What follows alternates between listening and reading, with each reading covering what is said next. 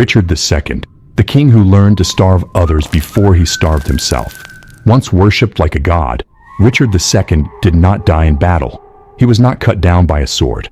He was not publicly executed. He died slowly, alone, in a locked room, as his body weakened from hunger. And that was not an accident. History remembers Richard II as a tyrant, a cruel king, a ruler who lost his throne because he deserved to. But history often forgets one detail. Richard was crowned King of England at the age of 10, before he understood power, before he understood fear, before he even understood hunger.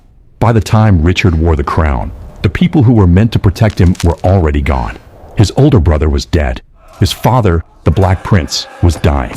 And the men who ruled in his name were not raising a child. They were managing a symbol.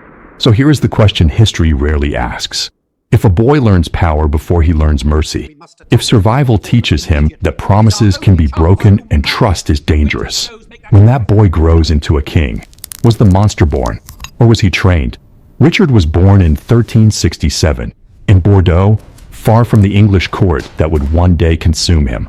He was the son of Edward the Black Prince, the most celebrated warrior of his generation, and the grandson of Edward III, a king who had ruled England through decades of war. From the moment Richard entered the world, expectations surrounded him, but none of them pointed to the crown, because Richard was never meant to be king. That role belonged to his older brother, Edward, the healthy heir, the future ruler, the child everyone looked toward. Richard was the spare, the backup, a boy who, in another life, might have grown up in the shadows of power instead of beneath its weight. Then the plague arrived.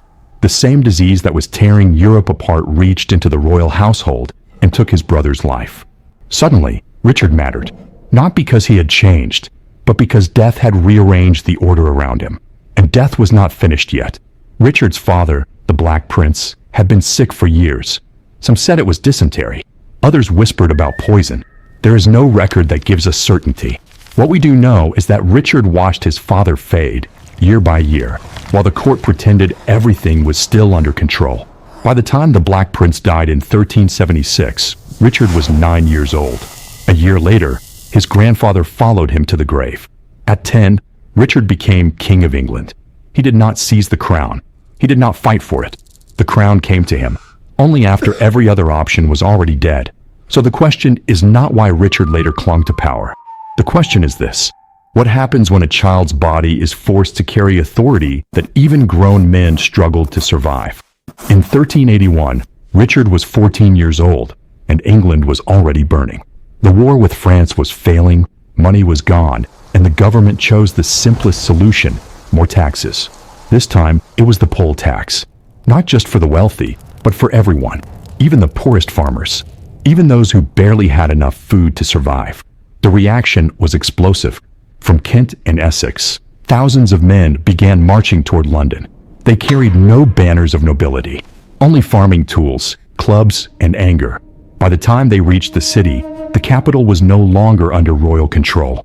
Prisons were broken open, buildings burned, officials were dragged into the streets and executed. Richard was trapped inside the Tower of London, a king, but still a boy. His advisors panicked. They argued about force, about negotiations, about escape. But there was one problem. They did not have enough soldiers. And if they waited, the crowd would reach the tower itself. So Richard did something no one expected. He agreed to meet the rebels face to face.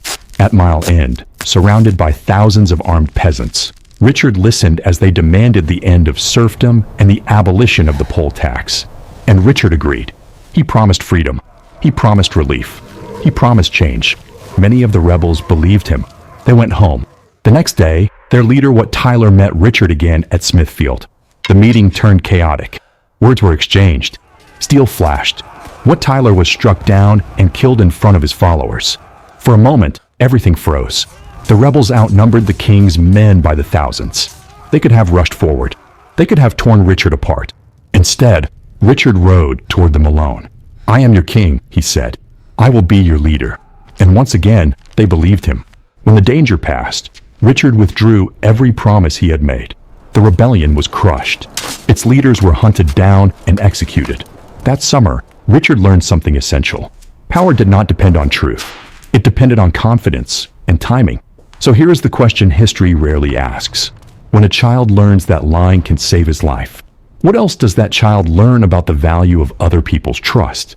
As Richard grew older, the crown remained on his head, but power stayed out of his hands. England was ruled by councils, uncles, and senior nobles who spoke in his name while reminding him, quietly and constantly, that he was still too young. Richard sat on the throne. Others made the decisions. The most powerful among them were his own family. Men who believed they were protecting the kingdom by limiting the king. Men who believed Richard was a symbol to be managed, not a ruler to be obeyed. And every time Richard tried to act, he was corrected, delayed, or overruled. Around him, Richard gathered friends. People he trusted because they were not part of the old power structure. Michael de la Pole, Robert de Vere, men who owed their rise to Richard alone. That loyalty made them dangerous in the eyes of the nobility. Accusations followed. Treason, corruption, misrule. One by one, Richard's closest supporters were stripped of titles, driven into exile, or condemned to death. And through it all, Richard did nothing. At least, nothing visible. He sat in Parliament and watched. He listened as charges were read. He saw his friends destroyed in front of him. He offered no dramatic resistance, no public defiance, only silence. This was not weakness. It was education. Because Richard understood something his enemies underestimated. When you have no power, resistance only hastens your destruction. Survival requires patience, and patience requires memory. So Richard remembered every humiliation, every face that spoke against him, every hand raised to condemn the people closest to him. While others believed they had broken the king, Richard was learning how power actually worked. Not as an idea, not as a responsibility, but as a weapon to be used when the moment finally came. Years later, when Richard would strike back, many were shocked by the precision of his revenge. But none of it was sudden. None of it was emotional. It had been stored carefully, quietly, over time. Richard did not grow into power guided by ideals or policy. He grew into it shaped by memory, by grievance, by the knowledge of what it felt like to be crowned king and treated as irrelevant. So here is the question history prefers to avoid. When authority finally reaches someone who was never allowed to use it, does justice come first, or does retribution take its place? In 1382, Richard married Anne of Bohemia. On paper, it was a political union meant to secure influence within the Holy Roman Empire. In reality, it delivered almost nothing England expected.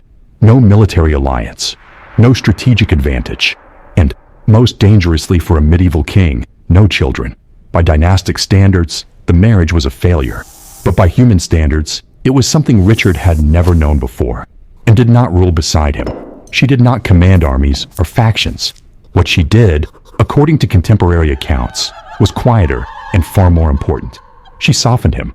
She intervened when tempers flared. She urged mercy where Richard's instincts leaned toward punishment. In a court built on suspicion and memory, and represented restraint. For the first time in his reign, Richard experienced a form of stability that was not enforced by fear. He turned toward art, architecture, ceremony. He patronized writers and painters.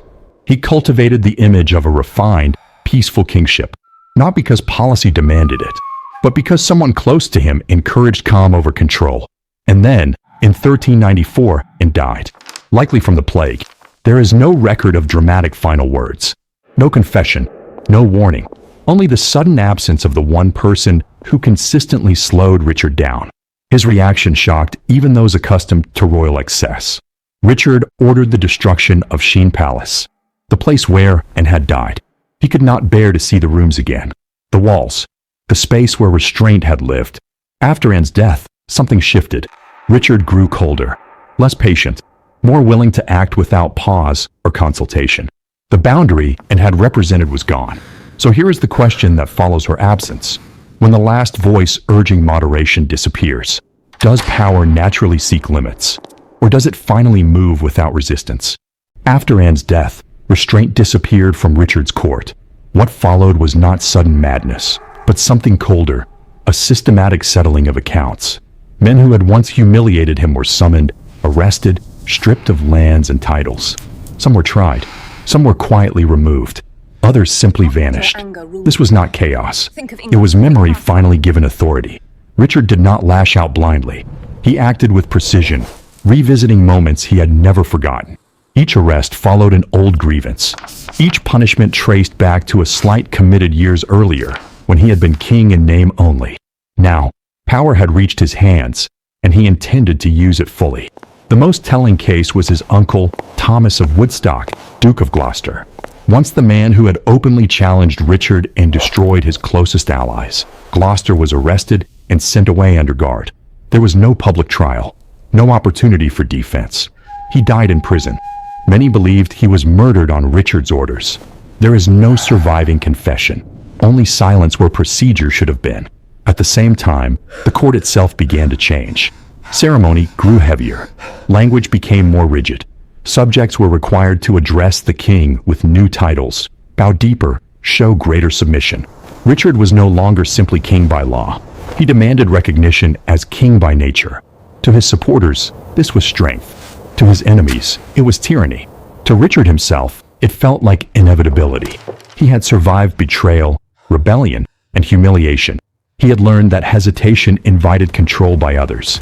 And now, with rivals broken and opposition silenced, Richard believed he had reached a higher form of authority, one that no longer required negotiation. But England was not France. It was not an absolute monarchy. Its nobles still held land, wealth, and armies of their own, and they had never accepted the idea of a king beyond restraint. Richard did not misunderstand power. He misunderstood his country. So here is the question his reign forces us to confront. Which ruler poses the greater danger? A king too weak to rule, or a king who believes he has finally become untouchable? Richard's rule crossed a line in 1399, and that line had a name: Henry Bolingbroke. Henry was not a rebel by nature. He was Richard's cousin, the son of John of Gaunt, one of the most powerful men in England. He had grown up at court. He understood its rules, and until that moment, he had tried to survive within them. When Henry and another noble quarreled at court, Richard responded with exile. At first, it appeared temporary, a punishment meant to humiliate, not destroy. But when John of Gaunt died, Richard made a decision that stunned even his supporters.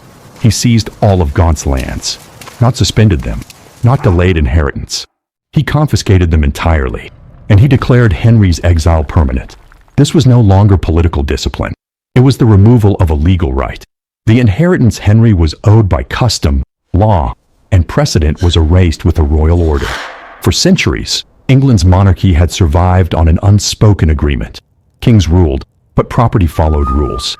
Land passed through bloodlines. That balance kept power stable. Richard shattered it. In doing so, he did not create an enemy. He created something more dangerous, a nobleman with legitimacy and nothing left to lose. Henry no longer needed permission. He no longer needed compromise. Richard had taught him a lesson Richard himself had learned years earlier. When the rules stop protecting you, the rules no longer matter. To Richard, the decision felt justified. Henry had challenged him. Henry's family had humiliated him. And now the king finally had the authority to end the threat permanently. But kings do not rule alone. They rule through shared belief in law. And once that belief cracks, power becomes fragile, no matter how absolute it claims to be. Richard believed he was asserting control. In reality, he was announcing that no one's rights were safe. So here is the question that follows this moment. When the highest authority breaks the law it depends on, who is left with any reason to obey? In the summer of 1399, Richard left England for Ireland. Officially, it was a royal campaign, an attempt to reassert control over Irish lords who had broken their promises. Unofficially, no one was entirely sure why he went. What mattered was what he left behind. England without its king, a court already uneasy, and a nobility still furious over the seizure of Henry Bolingbroke's inheritance. While Richard was across the sea, Henry returned. He landed with only a small force. He did not need more, because he was not marching as a conqueror. He was arriving as a man reclaiming his rights. One by one, nobles joined him, not out of love, not out of loyalty, but out of calculation. Richard had shown them that property, law, and status could vanish overnight. Henry promised restoration, and that was enough. By the time Richard learned what was happening, the balance had already shifted. He rushed back to England, but the allies he expected were gone. The armies he needed did not appear. Even those closest to him hesitated. At Pontefract Castle, Richard surrendered. There was no final battle, no heroic stand, just a king facing the reality that belief in his authority had evaporated. Henry brought him to London, and Richard was imprisoned in the Tower, the same tower where, as a 14-year-old boy, he had once hidden from the peasants' revolt. The same stone walls that had protected him when he was powerless now held him when he was stripped of power entirely. In October 1399, Richard was forced to abdicate. Days later, Henry Bolingbroke was crowned King Henry IV. In less than 3 months, Richard lost everything: crown, freedom, and the future he believed he controlled. Richard had ruled as though authority was permanent. What he discovered instead was that power survives only as long as others choose to recognize it. So the question history leaves us with is this: was Richard overthrown by Henry Bolingbroke, or by the same fragile system of belief that had once placed a crown on a child's head? After his abdication, Richard was moved north, far from London, far from memory, to Pontefract Castle. It was cold, remote, and designed for silence. There was no public execution, no scaffold, no blade raised before a crowd. Killing a former king openly would have been dangerous. It would have invited sympathy. It would have created a martyr. So Richard was made to disappear instead. In early 1400, food stopped arriving. No formal sentence survives. No signed order explicitly commands his death. Only the outcome is certain. Day after day, Richard weakened. A body that had once worn silk and velvet shrank into itself. Strength faded. Speech failed. And eventually, so did life. He died alone, not as a ruler, not even as a prisoner of consequence. Just a man locked away until his body could no longer endure what politics refused to admit. Richard was buried quietly. No grand funeral, no procession, no public mourning. England was not meant to remember how its former king had died. And yet, the manner of his death carries an uncomfortable symmetry. Richard had learned early that hunger could control people. Taxes, shortages, fear of scarcity. He had watched bodies bend under pressure and obedience follow. In the end, the same force was turned on him. No sword was needed, no blood spilled in public, just deprivation. Slow, invisible, effective. Richard II did not die because he was defeated in battle. He died because those in power understood that starvation left no witnesses and no spectacle. So the final question lingers in the dark halls of Pontefract. Was Richard executed for his crimes? Or was he erased because his living body was still too dangerous to be allowed to exist? Richard II is easy to condemn. He punished rivals without mercy. He broke laws that once protected the kingdom. He believed authority belonged to him by nature, not by consent. History is comfortable calling him a tyrant, because tyrants are simple. What history is less comfortable confronting is how that tyrant was made. Richard did not choose power. Power was placed on him while he was still a child, surrounded by death, plague, and men who ruled in his name while denying him control. He learned early that survival depended on obedience, silence, and timing. He learned that promises could be tools, that trust could be spent. That hesitation invited destruction. When Richard finally ruled alone, he did exactly what the system had taught him to do. He remembered. He waited. And when authority reached his hands, he used it without restraint, because restraint had never protected him before. His death closed the circle. A king reduced to a body reduced to hunger. No spectacle, no justice performed in public, just removal. Richard's fall changed England forever. It proved that kings could be unmade, that crowns could be taken, that power rested not in divine right, but in fragile agreement. The wars that followed would bleed the country for generations. And they began here, with a child crowned too early and destroyed too completely. History remembers Richard II as a tyrant, but history crowned him when he was still a child, and then punished him for becoming exactly what that crown demanded.